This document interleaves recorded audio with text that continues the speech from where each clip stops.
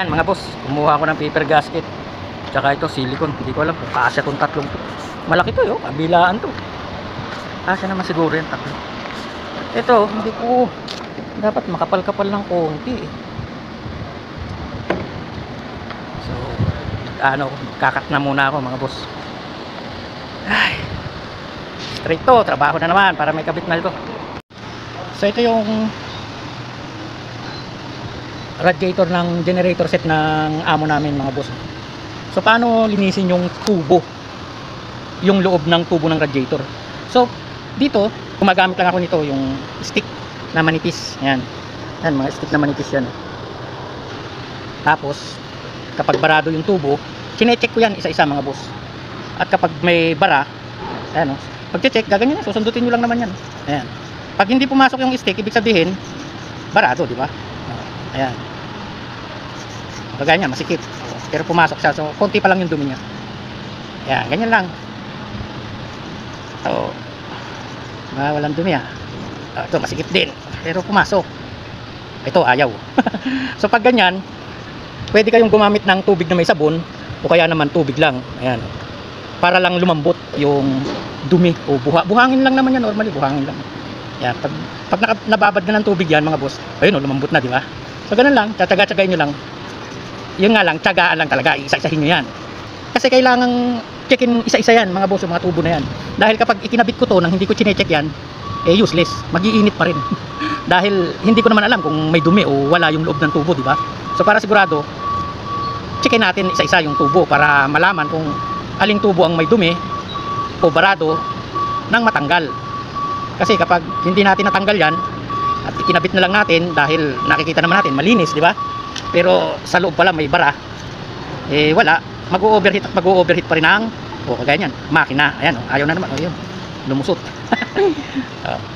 Medyo wag niyong pipilitin kapag masikip na masikip o matigas, kasi maaring pag pinilit nyo mag-expand yung tubo, eh magkakalik tuloy, mabubutas yung tubo kasi isasaksak nyo tong stick eh. Since na masikip, no choice kung hindi mag-expand yung tubo kasi malakas kayo eh, pinipilit nyo lang ganun, di ba? So alalay lang, babasain nyo lang ng tubig para lumambot. Ngayon kung talagang matigas siya, basain nyo lang tapos balikan nyo na lang. Kagaya ngayon, ayan, kagaya nyan, matigas, basain uli natin ng tubig. Ayan, normally lang na, buhangin lang naman yan, sumama sa, kasi ayan, lumambot na kasi malimit na mag sandstorm dito, pinapasukan ng buhangin yung loob ng radiator o kaya nagbabara yung mga tubo nito. Ayan di ba? Okay na. Ganun lang mga boss. Ayan Ngayon sa kabila, babaligtad ko yan sa kabila. Ganun pa rin ang gagawin ko. Same procedure, isa-isahin ko pa rin. Dahil nga hindi ko naman maipe-penetrate itong itong stick ko. Abot to hanggang doon sa dulo. Kaya lang kapag may matigas kasi doon, halimbawa, dito hindi siya barado, doon siya barado. Pag dito ko siya susundutin, normal yung tubo nagagasgas sa loob ng kasunod ko ng ganun. So nagkakalik. Tsaka yung panundot nababalik ko. Kaya ang ginagawa ko, babalik rin ko yan mamaya. Doon naman sa kabila ang susundutin ko ganito. Okay? Isa-isahin ko rin. Para sa akin kasi mas madali yung ganun kaysa isa-isa mamanualin mo dire-diretso hanggang doon. Malakas sa panundot, tsaka baka mabutas pa. Yun ang worst nun, baka mabutas pa yung tubo ng radiator. Okay? So ganun na lang mga boss. Maraming salamat sa mga kapanood. Sana nakapagbigay ako ng konting idea sa inyo kung paano maglinis ng tubo ng radiator. So ayan ang update mga boss. Sinasalpak na po natin. Ayan, pininturahan ko pa. Linis ko, tapos pininturahan ko yung upper and lower. Yan, ito yung lower, ito yung upper. Naisalpak ko na, pininturahan ko rin yung loob niyan. So ngayon ito, sasalpak ko na rin para bukas. Overtime ako ngayon eh. Bababaran ko ng tubig siya, tapos bukas pag walang basa-basa, okay na yun, pwede na yan. Ganun. Ay nako, ito mga boss, pasilip ko sa inyo ng konti.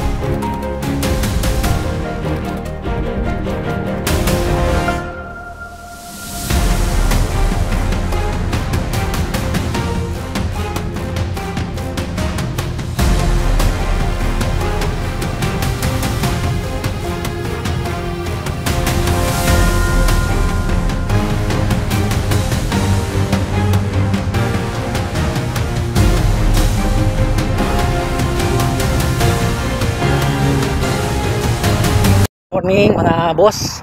So ito, papasok na ako. Check natin yung ginawa kong radiator na malaki kahapon. Natapos ko na eh. Iniwanan ko na laman na tubig sa loob. Ayun. Check natin kung may basa-basa ba. Pag may basa, eh, may butas. Hopefully na wala naman sana para maikabit ko na itong mga accessories nga. Yan. Scroud, tapos ito yung intake. Kakabit na natin dyan. Suot lang ako ng side mirror. Salamin. Yan. So ayan na siya. Uy, walang basa ah. Perfect. Okay. Napakaraming dumi nito sa loob at labas. Sa tubo. Ang dami kong sinalaksak kahapon. Tubig to eh. Ayan oh. Tumutulo pa yung kamay ko, diba? O ayan oh. May tubig na yan eh. Okay. Walang leak mga boss. Ayan oh. Kasi kapag may butas yan, magdamag kong iniwanan ng tubig yan. Imposibleng hindi siya lumabas kahit wala siyang pressure. Okay, very good. Yun nga lang, tapos na rin yung overtime ko. Ginawa ko to ng 4 na araw. Pan-5 araw ngayon. Ayan.